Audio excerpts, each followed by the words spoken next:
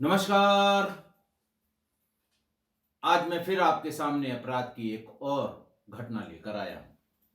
आज के अपराध की घटना भी हालिया है, बिल्कुल हाल फिलहाल की है।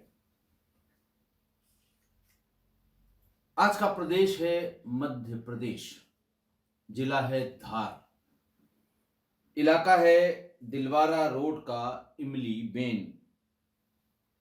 ब्रेन इलाका। तारीख थी 31 दिसंबर 2022। कंट्रोल रूम को फोन आया और कंट्रोल रूम से फोन तमाम जगह गया क्योंकि बात सीरियस थी। CSP Dhar Devendra Singh Dhurve, TI Sameer Patidar, dog squad, FSL team सब धड़धड़ाती हुई मौके पर पहुंची। शहर के बीच का ही मामला था। एक घर में घुसकर 19 साल की एक लड़की को, जब उसके भाई और बहन सारे टीवी देख रहे थे, 3 बजे शाम को एक लड़के ने उस युवती के गर्दन, पीठ और पेट पर ताबड़तोड़ चाकू मारे। इसके पहले कि कोई समझ पाता, वो मौके से फरार हो गया।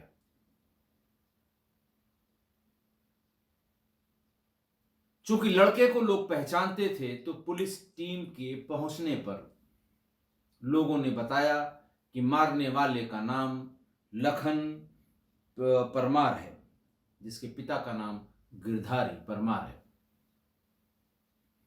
उसकी उम्र लगभग 24 वर्ष है।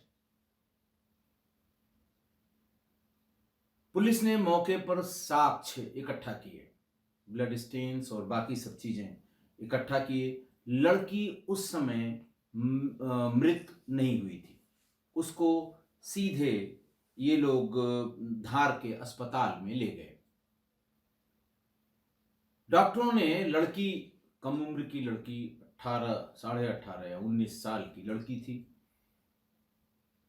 इतनी जख्म देखकर डॉक्टरों की टीम ने सबसे पहले गर्दन पर 35 टांके लगाए, ताकि जो श्वास नली है उससे ऑक्सीजन मिलती रहे और उसको थोड़ा और समय तक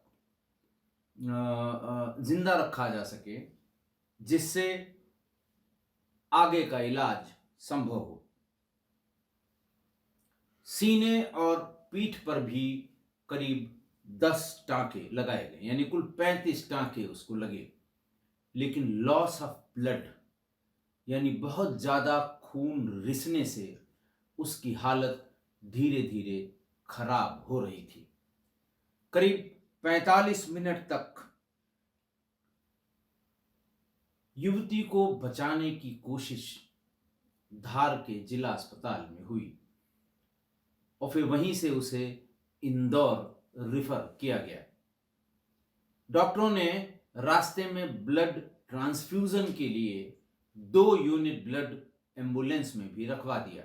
1 यूनिट ब्लड उसको चढ़ाया जा चुका था, 2 यूनिट का इंतजाम करके भेजा गया, क्योंकि ब्लड लॉस बंद नहीं हो रहा था, इंटरनल ब्लीडिंग भी और एक्सटर्नल ब्लीडिंग भी।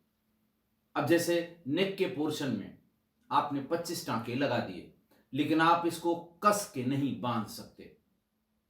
कस के बांधेंगे तो सांस रुकेगी। बहरहाल परिजन, डॉक्टर्स एम्बुलेंस के साथ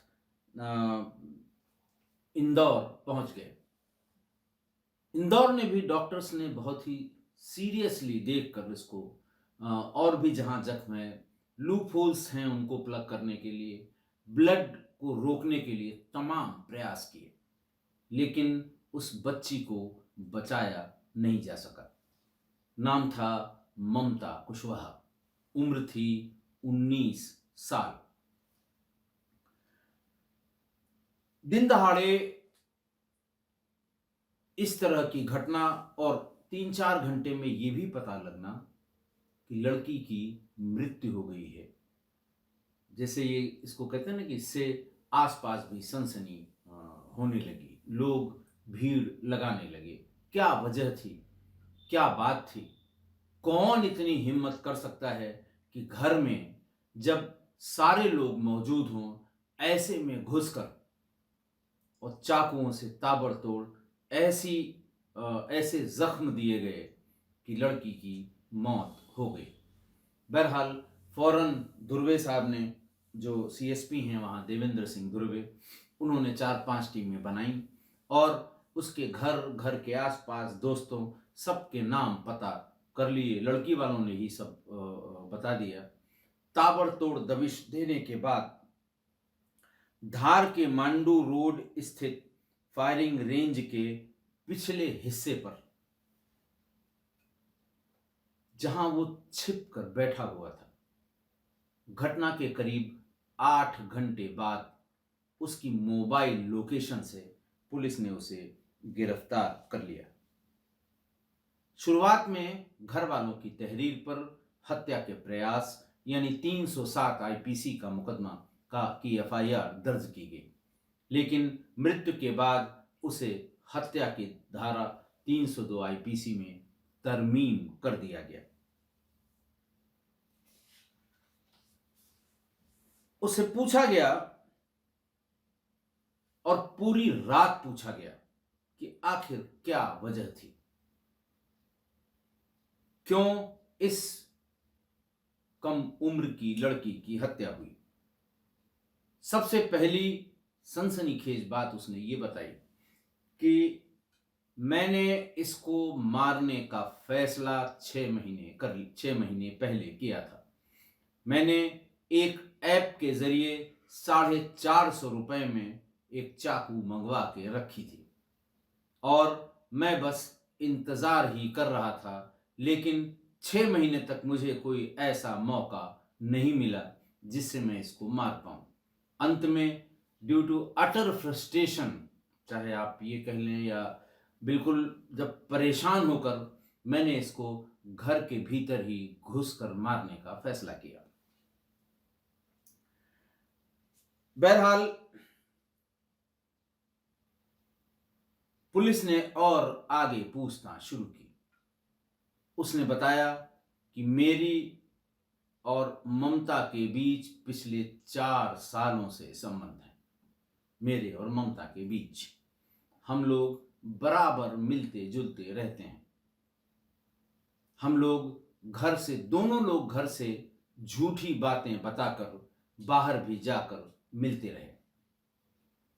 बात इस बात पर तय हुई कि अभी ममता की उम्र 18 की नहीं हुई है, यानी वो बालिग नहीं है, इसलिए शादी नहीं हो सकती, वरना हम पहले ही शादी कर लेते। हम उसके 18 के होने का इंतजार करते रहे।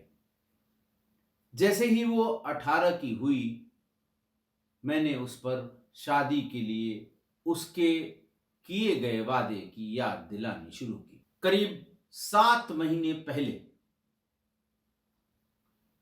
एक दिन उसने फोन पर मुझे बताया कि अब मुझे भूल जाओ,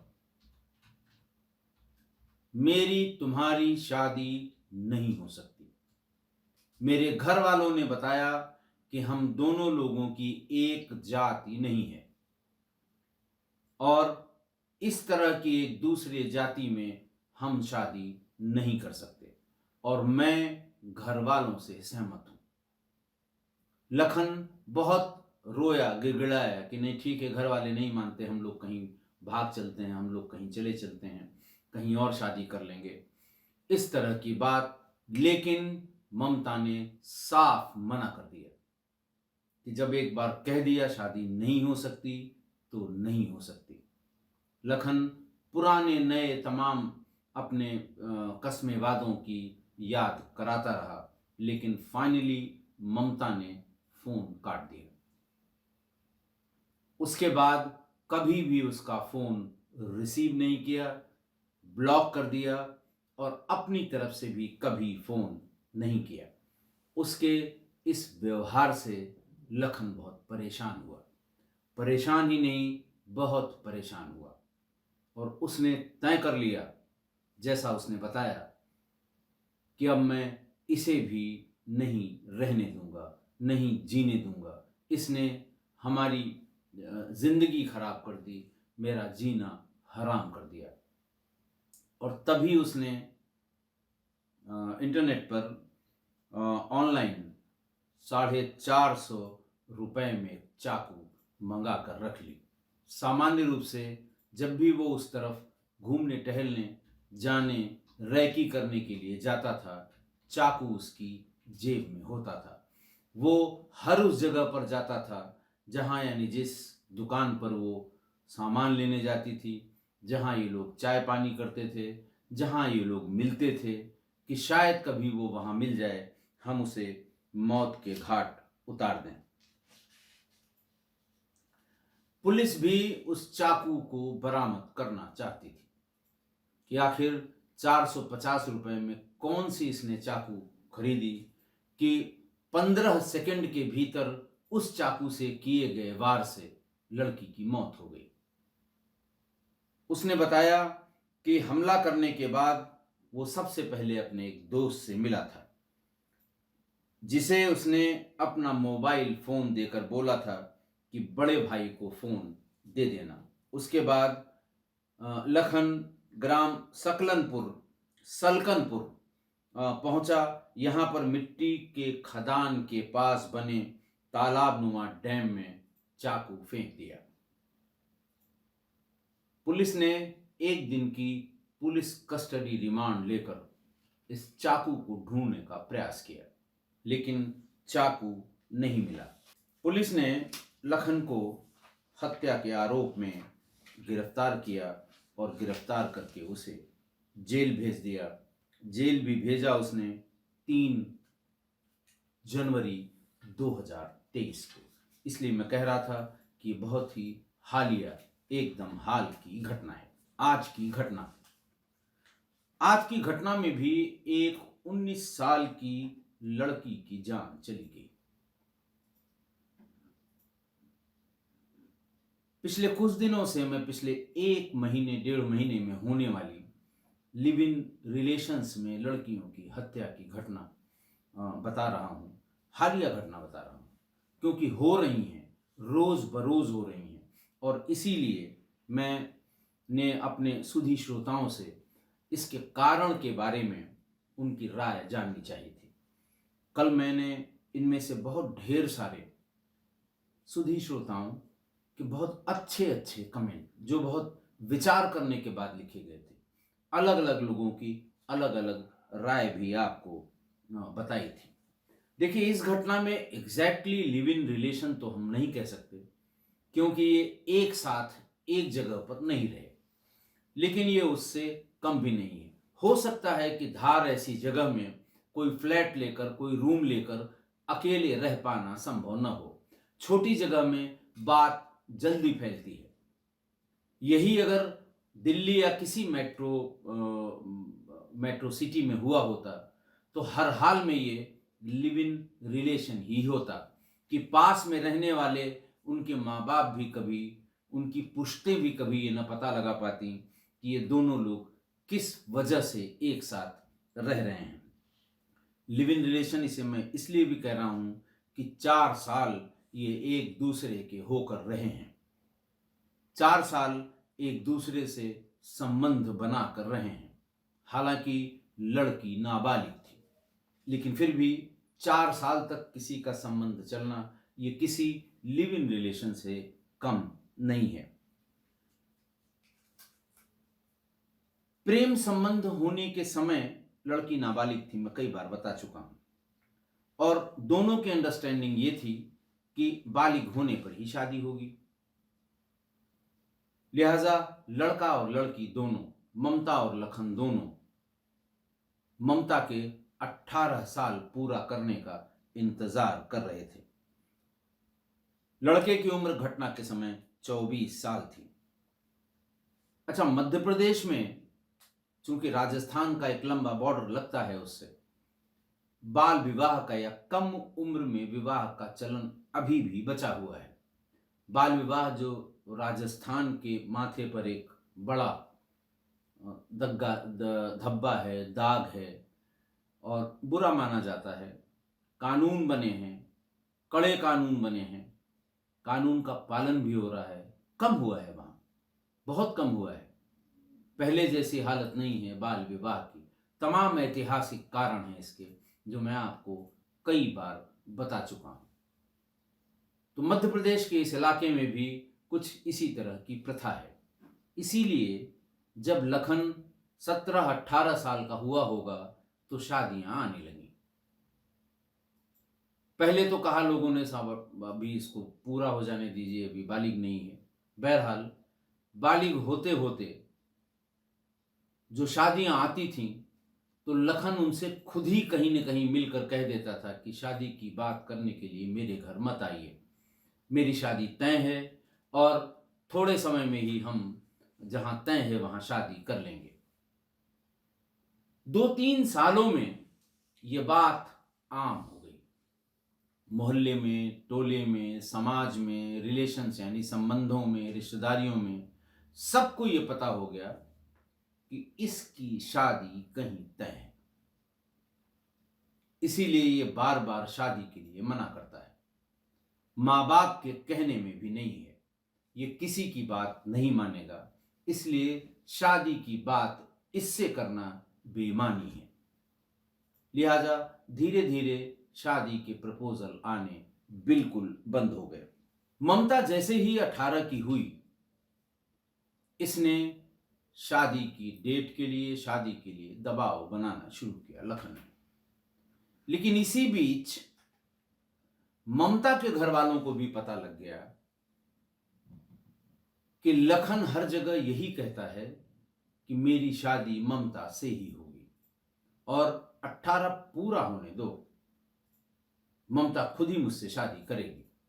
दोस्तों में ऐसे अपना जो बड़बोले लोग होते हैं, अपनी शूरवीरता का या अपनी वीरता का बखान करता घूमता रहा। ये बात लड़की के माँ बाप यानी ममता के माँ बाप के कानों तक भी पहुंच गई। ममता के माँ बाप ने बुलाकर ममता को समझाया कि ये शादी किसी कीमत पर नहीं हो सकती। यही नहीं, ममता का घर से निकलना बंद कर दिया गया और यह कहा गया कि अभी समय है, तुम उसको स्पष्ट बता दो, साफ साफ बता दो कि ये शादी नहीं हो सकती। यही वजह है कि घटना से 7 महीने पहले उसने टेलीफोन करके बार बार उसको बता दिया कि तुम्हारी शादी जहां तय हो रही हो वहां कर लो, ये शादी नहीं हो सकती। मेरे माँ बाप इसके लिए बिल्कुल राजी नहीं है, मैं माँ बाप से अलग नहीं जा सकती। उसने तमाम कोशिश की, तमाम समझाने की कोशिश की, लेकिन ज़्यादा समझाने पर ममता ने लखन का नंबर ब्लॉक कर दिया, बात बंद कर दी। उसने भी तय कर लिया कि मुझे मारना है, ऑनलाइन चाकू भी मंगा कर रख लिया। लेकिन उसकी मानसिक स्थिति को घर वालों ने भी रीड कर लिया कि ये परेशान है, ये कहीं उलझा रहता है, ये सो नहीं पाता है। घर वालों ने एक दिन बुला के समझाया कि तुम क्यों परेशान हो, तुम्हारी इतनी शादियां आ रही थी, तुम ही ने मना किया, अब मत घबराओ, अपने रिश्तेदारों में हम कहेंगे कि अब हमें इसकी शादी करनी है और जैसे ही पहले रिश्ते का प्रस्ताव आएगा हम तुम्हारी शादी कर देंगे, क्यों किसी के पीछे भाग रहे हो। लेकिन 6 महीने हो गए, शादी का कोई प्रस्ताव ही नहीं आया। कारण यही था कि सारे लोगों को 3-4 सालों से पता था कि इसका कहीं अफेयर है और ये शादी नहीं करेगा, यानी जो प्रपोजल्स गए हैं वहां शादी नहीं करेगा। लिहाजा 6 महीने तक शादी का कोई प्रस्ताव नहीं आया। आप सोच सकते हैं कि ऐसे में लखन का फ्रस्ट्रेशन का लेवल क्या रहा होगा।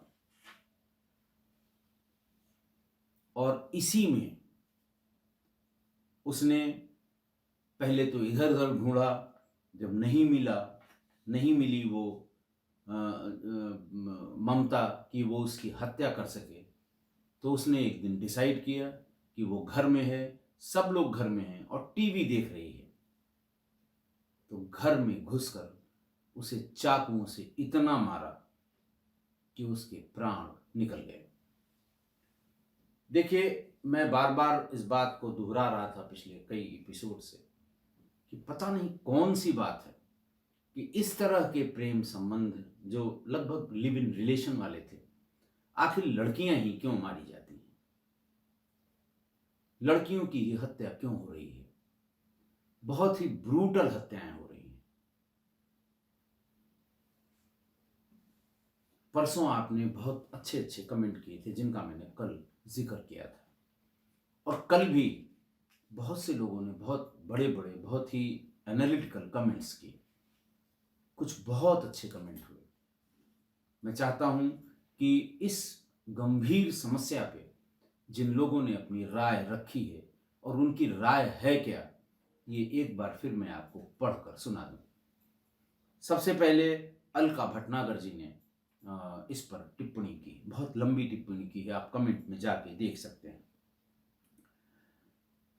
उनका यह कहना है कि लिव इन का लीगल होना ही सबसे बड़ी कमी है। अलग होने के डर से लड़की को मार देते हैं। शादी के बिना सारे आनंद मिलते हैं, जो कि बहुत एक्साइटिंग होता है, और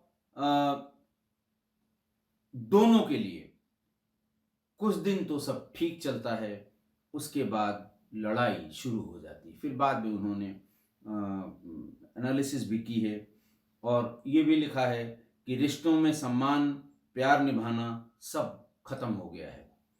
ये रिश्ते कहाँ जा रहे हैं, हत्या तक पहुंच रहे हैं, ये अकल्पनीय, अविश्वसनीय लगता है। एक यूजर आईडी है, नाम इन्होंने नहीं लिखा है, यूजर DO6ZC1Y के गूगल आईडी है ये। इनका ये कहना है कि आज की युवा पीढ़ी धर्म पत्नी बनाने के बजाय लड़कियों को भोग्य वस्तु, भोग्य सामग्री, उसका उत्तराधिकार, एक छत्र शासक अपनी जागीर पर भी लिव इन दिखावा करता है।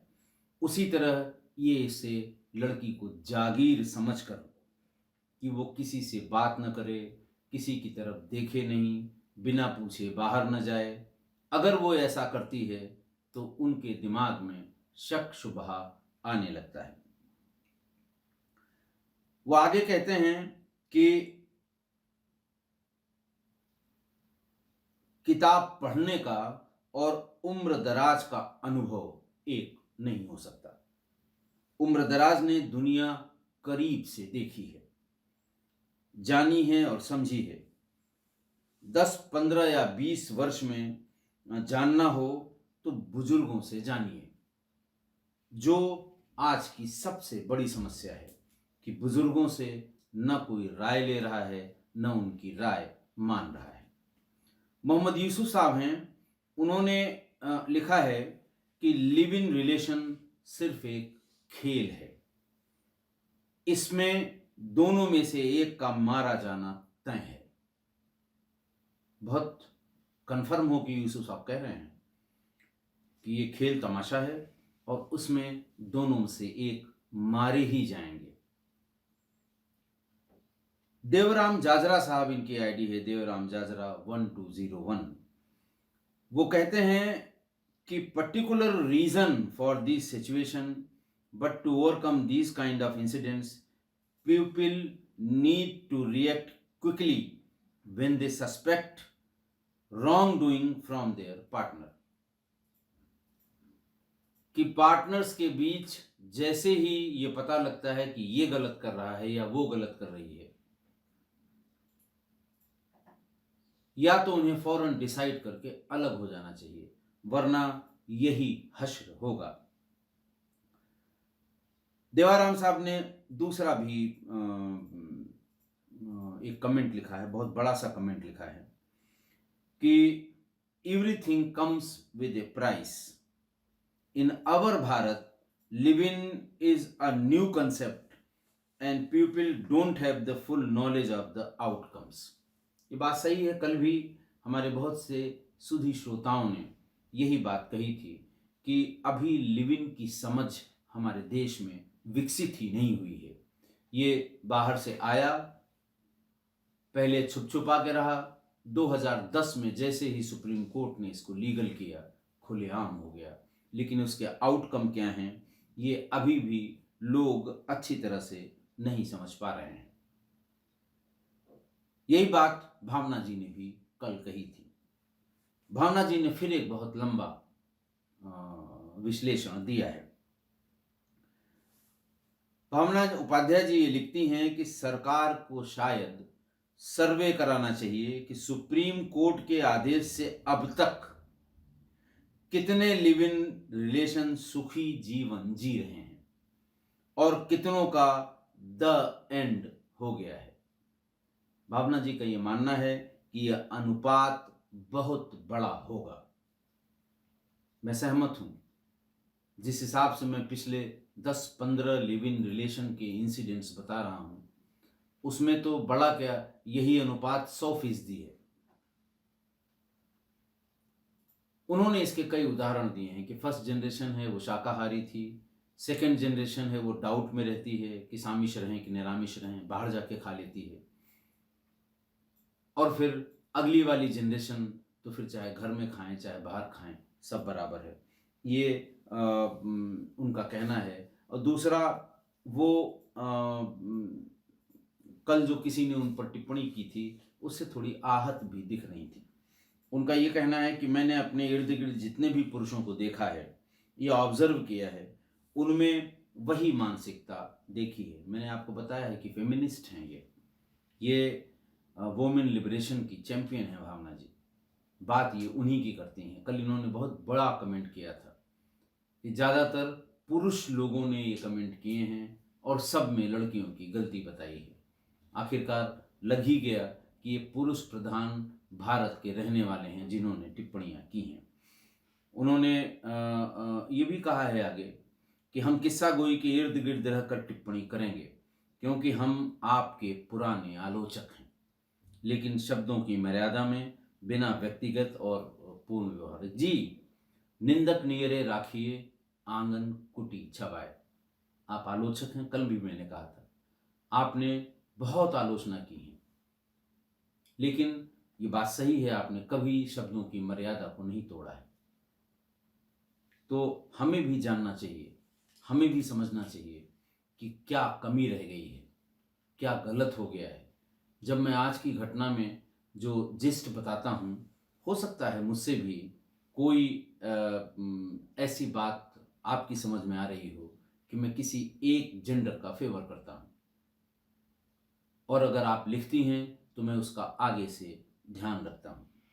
लेकिन आप टिप्पणियाँ करें, किसी ने नहीं माना। बहुत सी मैंने जो टिप्पणियाँ नेगेटिव हैं उसको भी पढ़ा है। मैं सबको बहुत ही सहजता से स्वीकार करता हूँ, इस विषय पर खासकर, क्योंकि इसमें कभी कोई एक मत नहीं हो सकता कि लड़कियां ही क्यों मारी जा रही हैं। अक्षय पीजीएल ये लिखते हैं कि भारत एक महिला विरोधी समाज नहीं है। भारतीय पुरुष अपनी माँ, बहनों और पत्नी का न सिर्फ अत्यधिक सम्मान करते हैं बल्कि उनको प्यार भी करते हैं। अक्षय जी, मैं आपसे सहमत तो हूँ, लेकिन अगली टिप्पणी में फिर भावना जी ने कहा है कि ऐसा नहीं है, पहले आप घर से इसको शुरू करें। तमाम बातें। डॉक्टर अमित सिंह,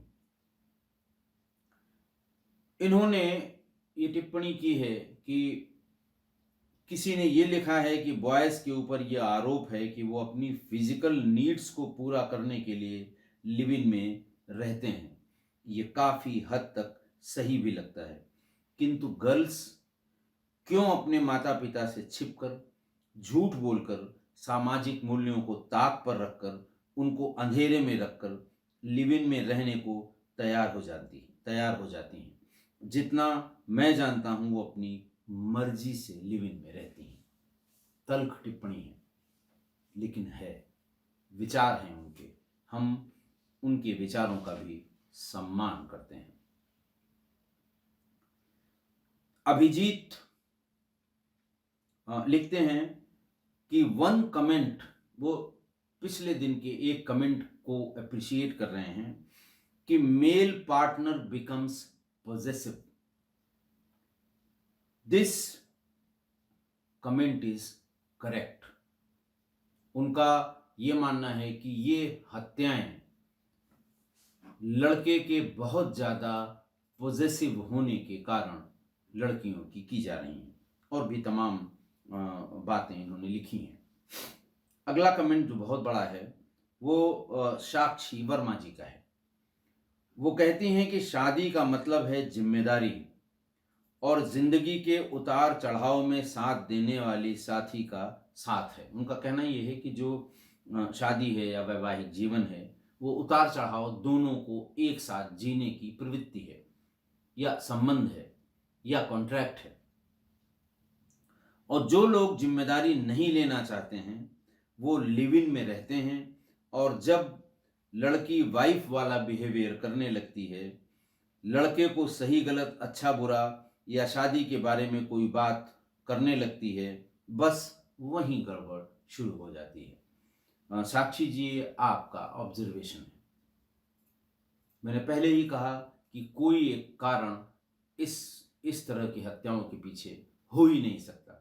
आपका भी कारण हो सकता है सही हो, कि वो आई तो अपनी मर्जी से लिव इन में रहने लगी और फिर शादी के लिए दबाव बनाने लगी, शादी पत्नी की तरह व्यवहार करने लगी। ये उसको बुरा लगा और उसने फिर हत्या कर दी। राजीव गुप्ता जी हैं, उनका कहना है कि मैं कहना चाहूंगा कि लिव इन पूरी तरह से दो गैर जिम्मेदारों की करतूत है, जिसमें दोनों बार बार पार्टनर चेंज या टेस्ट करते हैं। अंत में सिर्फ लड़की ही इसलिए मारी जाती है क्योंकि शादी के लिए जिसके साथ दबाव बनाएगी वह उसकी हत्या करने से गुरेज नहीं करेगा। मानसिकता वही है कि मैं अपने गले में हड्डी बांधकर क्यों घूमूं। गुप्ता जी कुछ ज्यादा ही तल्ख कह दिया आपने। लड़की की तुलना या संज्ञा हड्डी बांध के घूमने वाली बात शायद बहुत अच्छी नहीं लगी।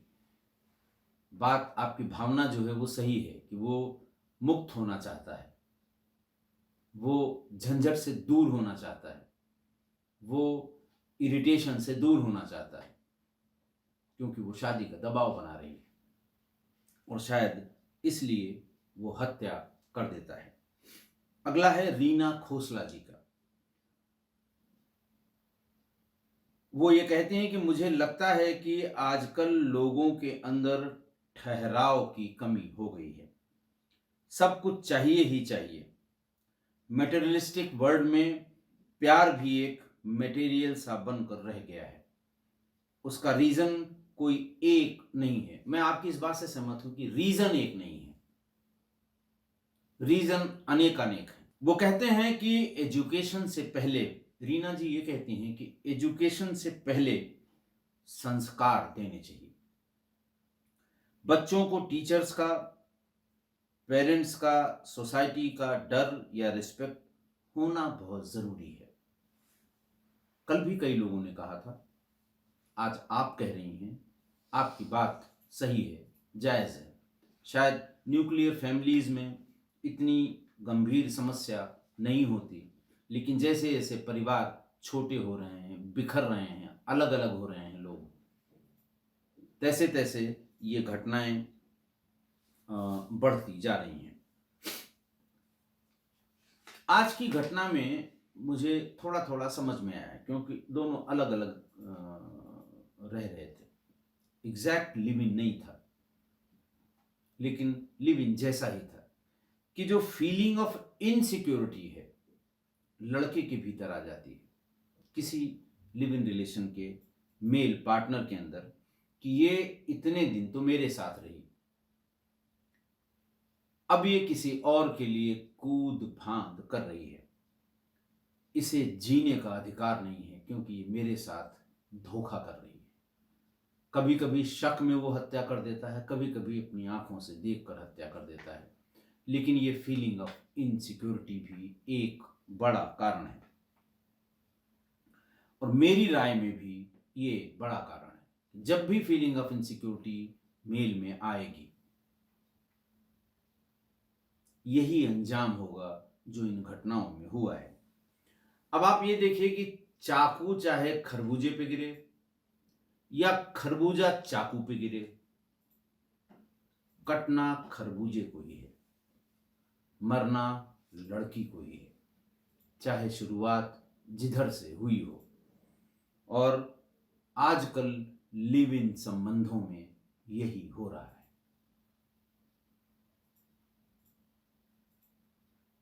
कि कटना खरबूजे को ही है, इसलिए पहले जांचिए, फिर परखिए और फिर ऐसे संबंधों को और जांचिए परखिए तब आगे बढ़िए। और ऐसे संबंधों को लिव इन हो या प्रेम संबंध हो या जो भी एक यंगस्टर्स के बीच जिस भी तरह के संबंध हो उनको लंबा कभी मत खींचिए। आप जैसे ही ये बात फील करते हैं वही तय कर लीजिए, शादी करना है तो, नहीं करना है तो। जब भी आप लंबा खींचेंगे यही होगा जो इन घटनाओं में हो रहा है। आशा है आप मेरी इस बात से सहमत होंगे। आज के लिए इतना ही, बहुत बहुत धन्यवाद। न प्रेमिका शादी कर रही थी न कहीं और शादी हो रही थी, बस इसी को लेकर आरोपी ने ऑनलाइन चाकू मंगवाया और युवती की हत्या कर दी। मामला धार के इमलीबंद क्षेत्र का है।